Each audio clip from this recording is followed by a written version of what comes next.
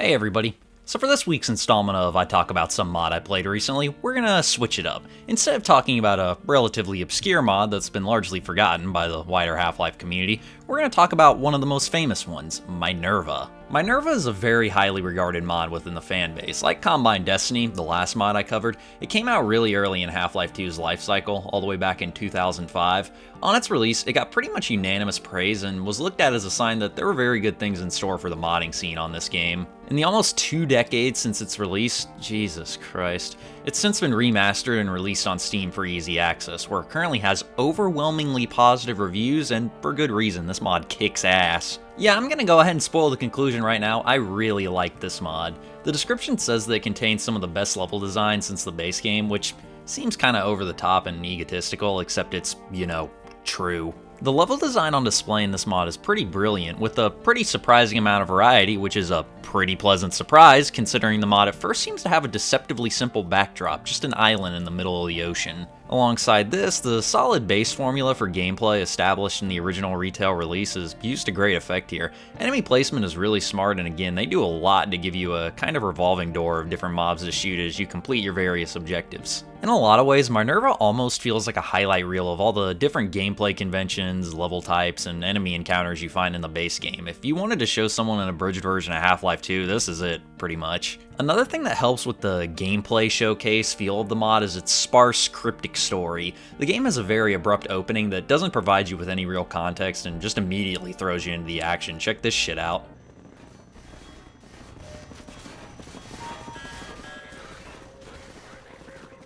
Damn, this is old school, no fancy train ride and hyper-scripted world-building segment like in the base game. Nah, you get your ass out of this helicopter and start capping motherfuckers right now. There is a story, however, and a surprisingly interesting one at that. The basic setup is that you're someone whose background and motivations are left vague, attacking a Combine-held island in the middle of nowhere at the behest of a mysterious being that refers to itself as Athena. Throughout the mod, Athena sends you messages informing you of your next objective, while also dropping little expository hints that shed a little bit of light on the context surrounding the events of the mod. While very little is ever outright stated, you're given enough information to form a semi-cohesive story of what exactly is unfolding in the narrative. This minimalist, vague presentation is a genius way to circumvent the limitations inherent with a non-commercial, one-man development show.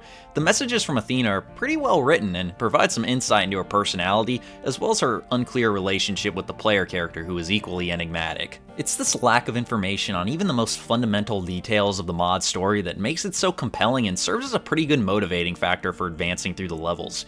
Each new transmission from Athena carries with it the potential for some kind of narrative bombshell, and it's awesome how a single line written in the most casual, offhand way ends up completely shifting your view of the story's events. It's also really in line with how the story is delivered in the main Half-Life games, where the player is only ever really told the bare minimum of what they need to know about the world and characters, leaving most everything else up to the player's own imagination. I was planning on actually going a little more in-depth about the story here, but given how neat it is and how much the central mysteries play a part in the atmosphere and overall experience, I'll just take a page from the mod and leave you with the few scraps of information I've talked about so far. If you want to know more about the story, I highly recommend you play the mod for yourself, or if you can't, watch a YouTube playthrough of it. Whew, all that storytime shit out of the way, now let's talk about killing things. As I mentioned earlier, for a mod that initially seems to only take place on the island from the intro to SpongeBob, this mod ends up actually going through more or less every backdrop on offer from the base game. The beginning is obviously reminiscent of the Highway 17 and Sand Traps chapters.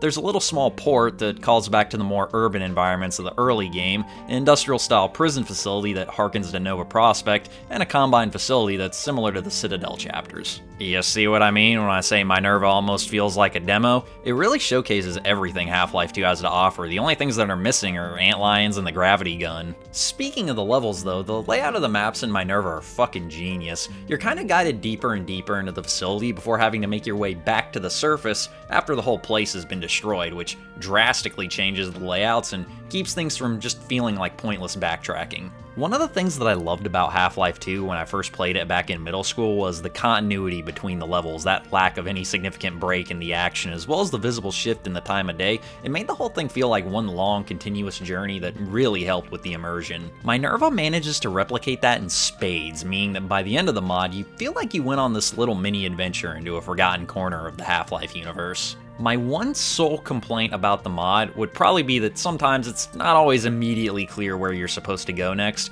The only part where this was really bad was this part towards the end where you have to shoot a support beam to bring down a scaffolding.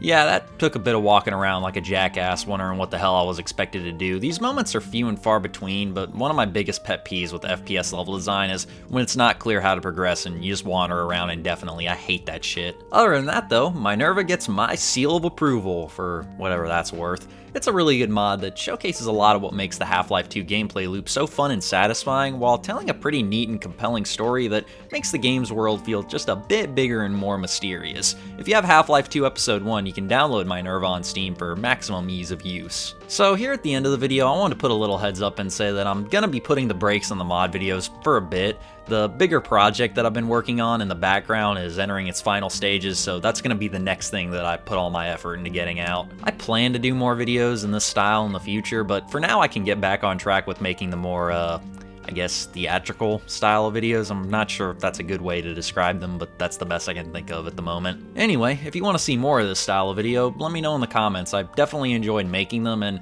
I loved having an excuse to take a look at these community mods. There's a lot of creativity in the scene, and it's kind of a spark of light in the dark as gaming becomes more and more corporatized and driven by profit. There's a huge amount of talent that goes into stuff like this that often doesn't get a lot of recognition, so anything I can do to contribute to more people knowing about these things, however little I can actually contribute, would be really rewarding. Whatever, I'm gonna get off my fucking soapbox now. With all that out of the way, I hope you liked the video, I hope you'll stick around for the next one. Now into the outro.